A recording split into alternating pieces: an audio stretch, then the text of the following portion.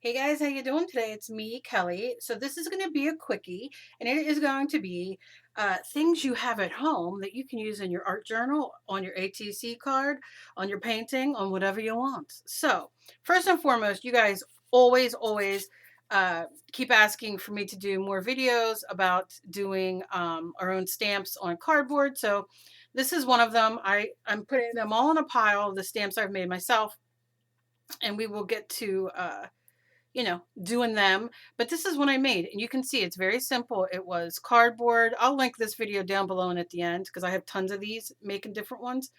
I just cut into foam, kids foam, into different pieces and glued them all with a glue stick on a piece of cardboard. That's how simple, and you can see I use it a lot.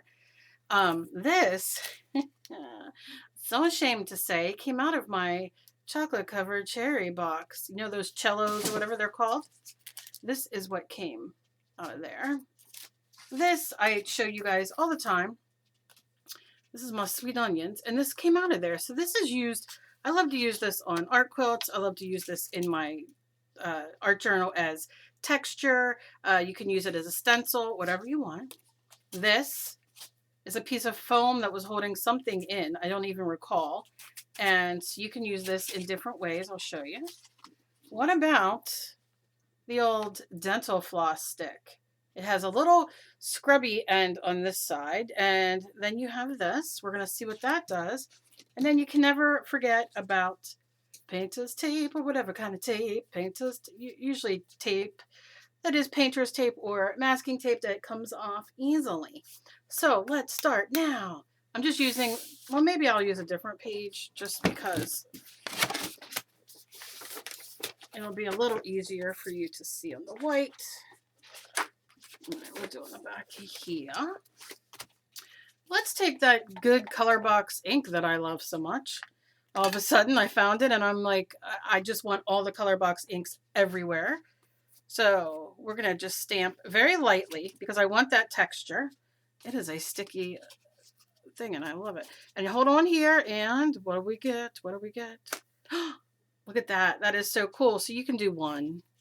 You can do one. You can do two. Okay, so then we have this piece, which is a bit smoother. We're going in.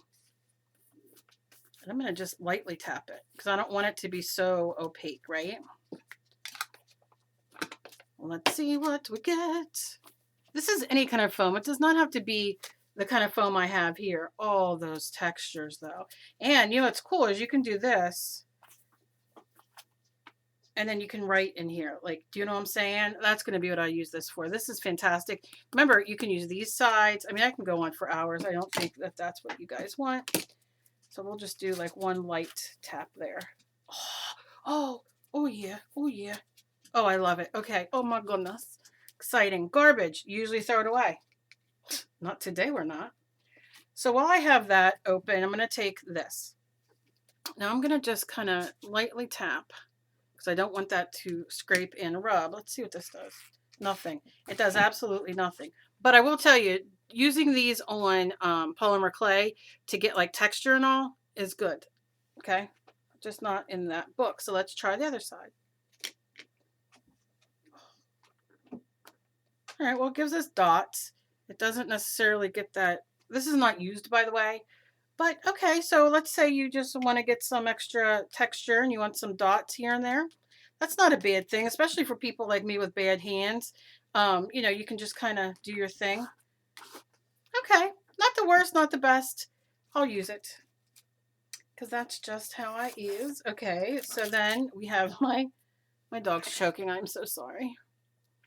This, look at that texture. So always look at your packaging because, you know, cardboard boxes, pasta boxes, inserts. I love it.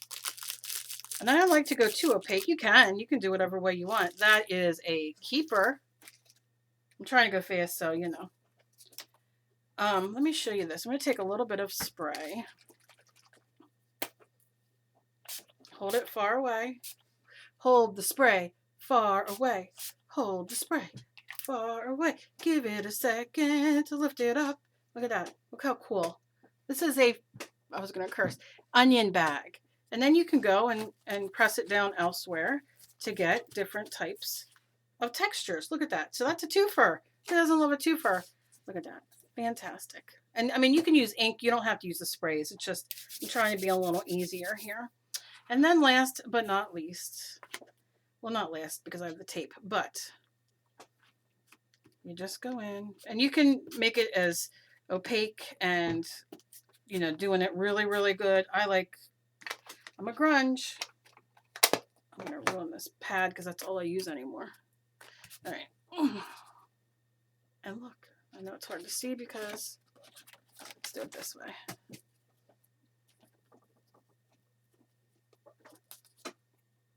Look at that. Now, again, I did not put it everywhere. You can. I don't.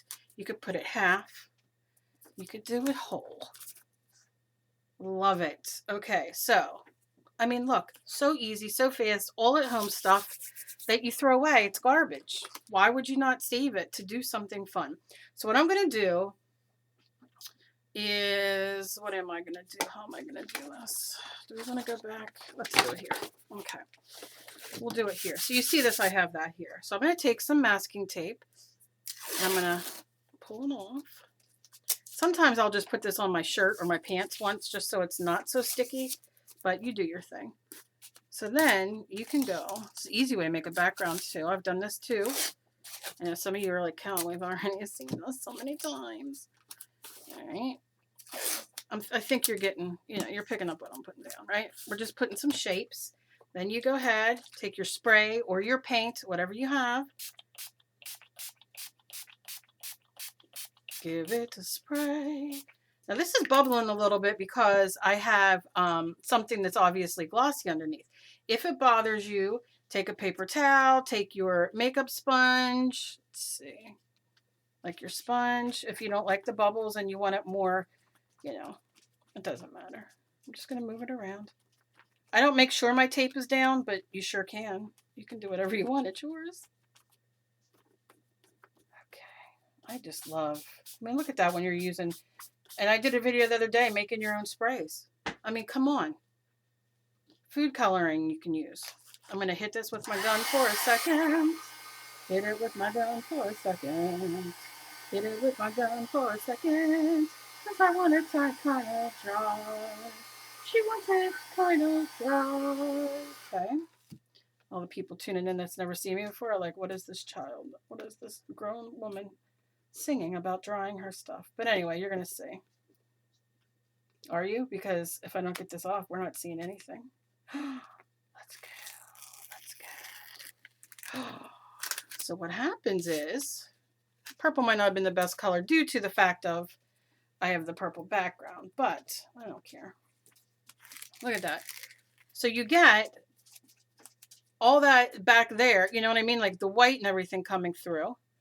And then the purple on the outside. Then I like to let this dry and I'll go a different way and add more. You're just adding all this great texture and color. Like I said, you can use your paint, watercolor, acrylic, all that good stuff. I'm going to be doing a video with similar to this with some portfolio oil pastels, water soluble. So a lot of fun. A lot of fun things. Just look around your house. I do these all the time because I hate throwing stuff away. And if I can reuse them, I'm a happy camper. So I hope you enjoyed this. Very quick, very easy. And let us know down below some of the stuff you use at home. There's a million Q-tips. I mean, you can really go on forever. So that's it. As always, please be kind to each other. You never know what battle somebody else is fighting. I love you guys so very much, and I'll see you in my next video. Bye-bye.